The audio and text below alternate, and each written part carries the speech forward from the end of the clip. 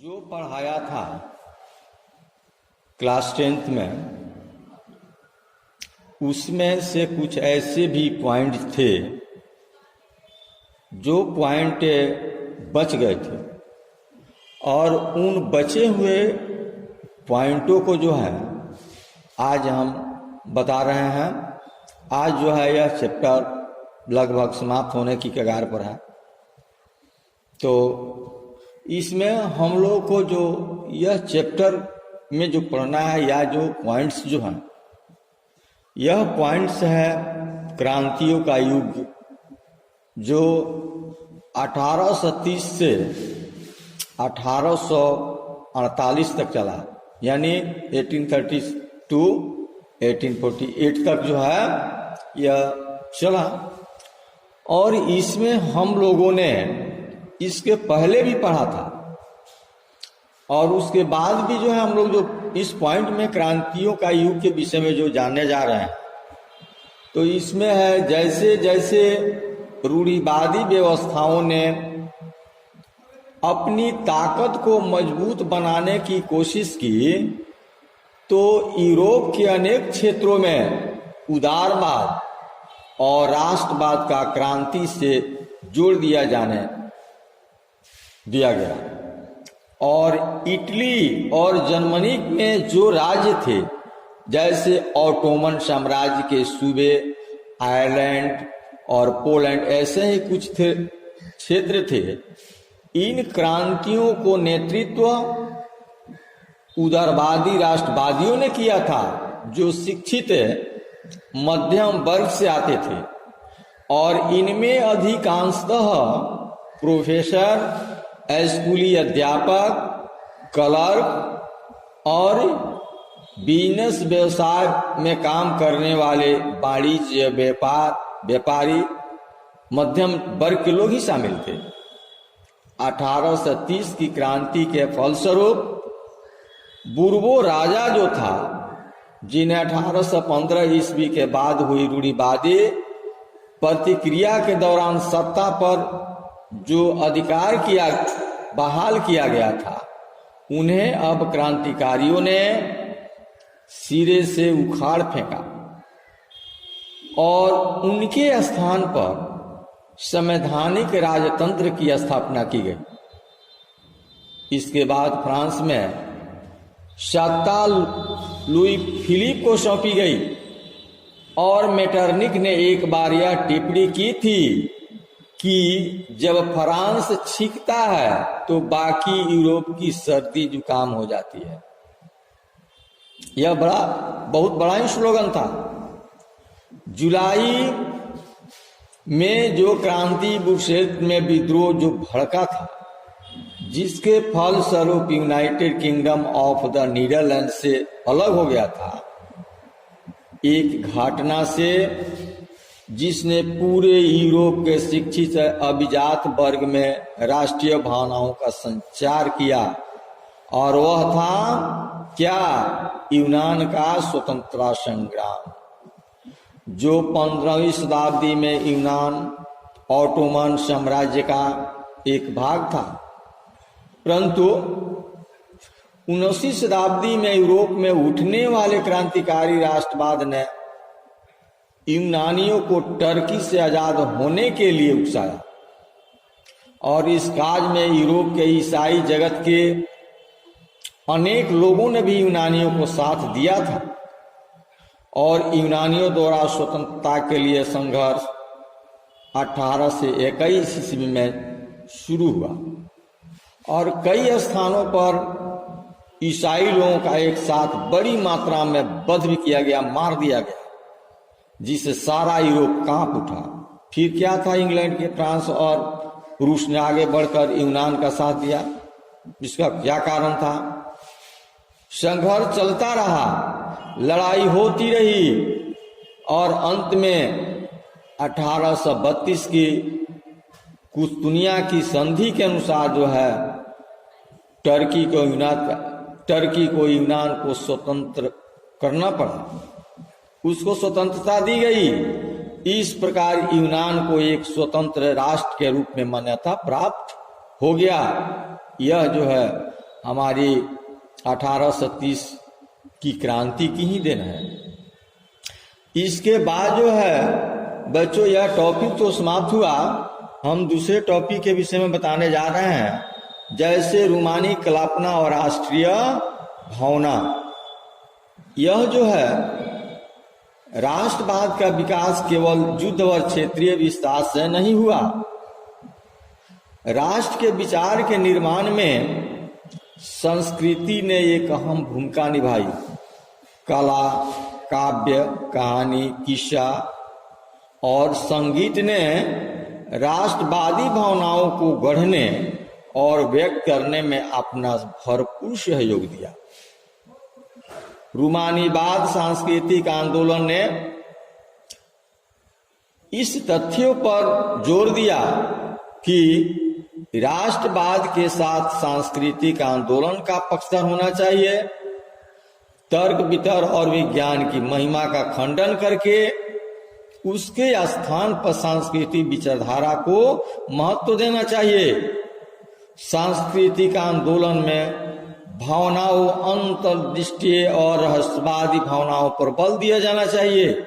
इस आंदोलन के माध्यम से उनका प्रयास था कि एक साझा सामूहिक विरासत की अनुभूति और एक साझा सांस्कृतिक अतीत को राष्ट्र की आधारशिला बनाया जा सकता है। जर्मन दार्शनिक योहान गॉडफ्रीडर जैसे रूमानी चिंतकों ने दावा किया कि सच्ची जर्मनी संस्कृति उनके आम लोगों में ही नहीं थी। राष्ट्र की सच्ची आत्मकथा जो है लोकगीतों में ही थी, प्रकट होती थी। और उसमें जो है यह देखा जाता था कि लोक संस्कृति के इन स्वरूपों के एकत्र और अंकित करना राष्ट्र के निर्माण का परियोजना के लिए आवश्यक था। जब तक इन आवश्यकताओं को, परियोजनाओं का निर्माण सही तौर तरीका से नहीं हो पाता, तब तक राष्ट्र के निर्माण में जो परियोजनाएं बन रही थी वह विफल हो जाता। स्थानीय बोलियों पर भी बल दिया और स्थानीय लोक साहित्य को एकत्रित करने का उद्देश्य केवल प्राचीन राष्ट्रीय भावना को वापस लाना नहीं था, बल्कि आधुनिक राष्ट्रीय संदेश को ज्यादा लोगों तक पहुंचाना था, जिनमें से अधिकांश निरक्षर थे, अनपढ़ थे, पढ़े लिखे नहीं थे। यह खास तौर पर पोलैंड पर लागू होता था, जिसका 18वीं सदी के अंत में रूस, पर्सा और ऑस्ट्रिया जैसी बड़ी शक्तियों ने विभाजन कर दिया, यानी बंटवारा कर दिया। इस प्रकार जो है हम लोग देखे क्या कि रूमानी कल्पना और राष्ट्रीय भावना में बहुत सारे चीजों का जो है विस्तार किया गया, जिसका प्रभाव भी पड़ा और कुप्रभाव भी पड़ा। बच्चों, यह टॉपिक जो है इतना ही है। तीसरा टॉपिक जो है भू की कठिनाइयां और जन विद्रोह। तो इसमें हम लोग देखेंगे क्या कि 1830 का दशक जो था यूरोप में भारी कठिनाई लेकर आया। क्या? भूखमरी, अनेकों प्रकार की कठिनाइयां।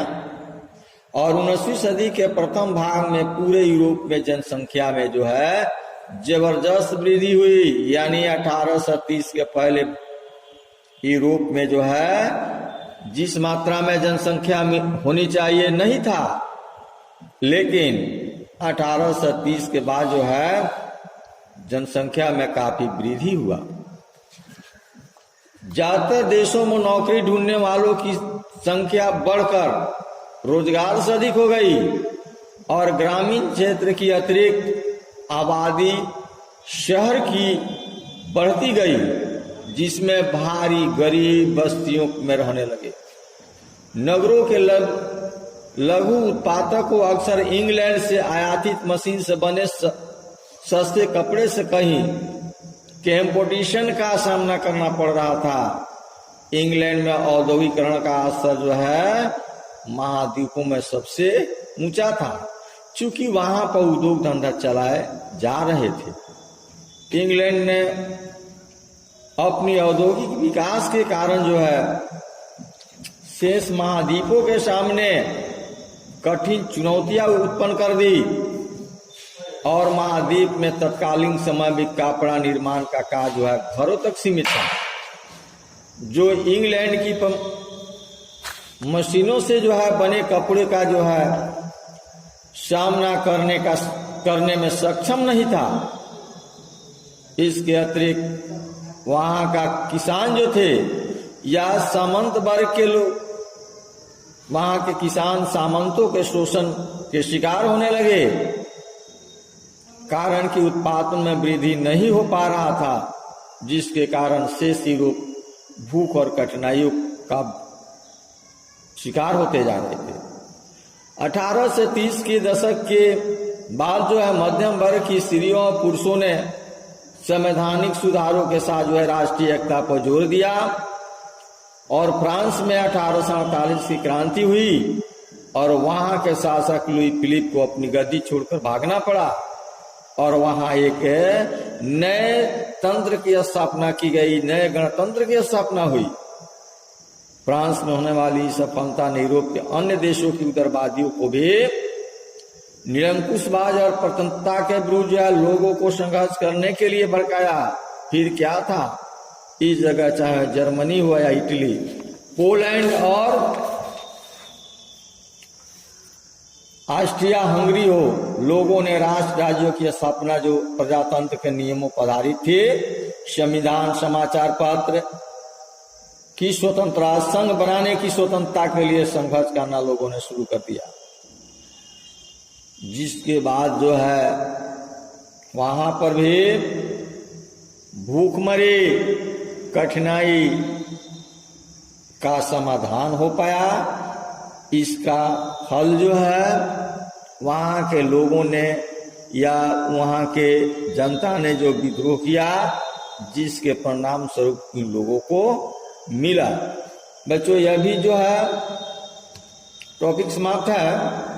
अब हम लोग जो पढ़ेंगे नेक्स्ट टॉपिक जो है उदारवादियों की क्रांति जो है, तो देखेंगे क्या इसमें कि 1848 में होने वाली घटनाओं के कारण बहुत सारे शासकों को अपने गद्दी से हाथ धोना पड़ा था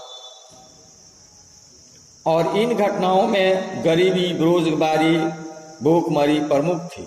इन समस्याओं से छुटकारा दिलाने के लिए मध्यम वर्ग ने एक आंदोलन की शुरुआत किया, जिसके कारण पुरुषों के समान स्त्रियों को मताधिकार पर भी आधारित गणतंत्र की स्थापना की गई और यूरोप के अन्य भागों में जहां अभी तक स्वतंत्र राष्ट्र अस्तित्व में नहीं थे,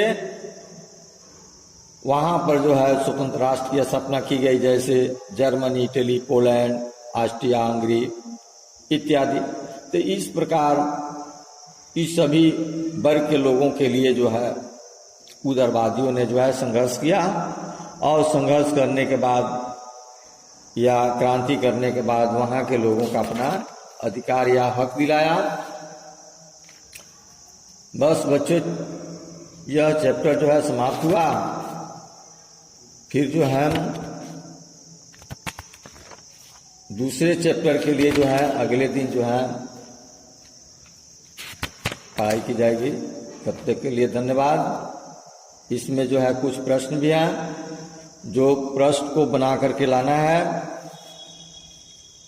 स्कूल खुलते ही उस प्रश्न को चेक की जाएगी।